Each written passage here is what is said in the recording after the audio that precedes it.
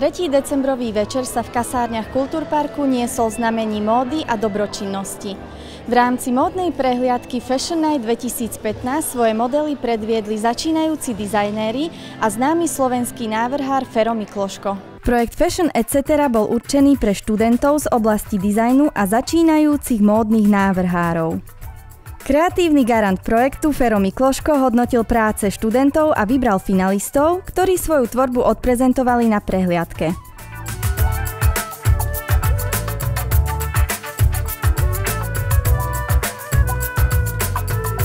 Vrcholom večera bola módna prehliadka exkluzívnych plesových šiat z dielne Fera Mikloška.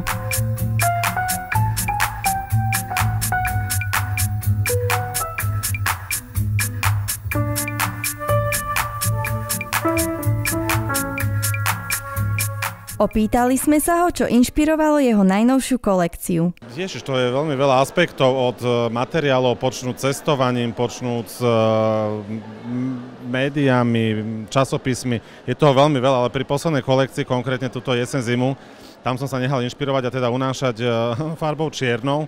Ako hovorila kedysi Coco Chanel, mám rád všetky odtiene čiernej. Tak ja tentokrát, ale ani nie, že odtiene, ale skôr štruktúry materiálov, ktoré som kombinoval. A tým pádom som to aj tak nenápadne preniesol do tej plesovej časti, do tých veľkých okázalých rób, môžeme to tak nazvať. Ale tam som to už sa snažil trošku aj odľahčovať nejakými jemnými odtieňmi, béžový až biely by som povedal. Keďže má klientela je rôznorodá, tak musel som aj na ne samozrejme mysleť v prvom rade. Značka Mikloško Fashion Design predstavila limitovanú kolekciu doplnkov a 3 modely, ktoré vznikli pre projekt Envy for Debra.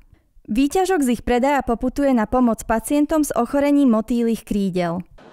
Táto spolupráca vznikla už pred 2 rokmi, kedy pani Selveková z kliniky Envy vlastne ma požiadala, aby som sa zúčastnil charitatívneho fotenia pre jej kalendár, ktorý bol tiež určený na dražbu a na výťažok a predaj na podporu tejto organizácie Debra. Takže samozrejme som nezahala aj tento rok, tak sme sa dohodli teraz na takom niečom inom, aby to zase nebol kalendár, aby sme sa neopakovali.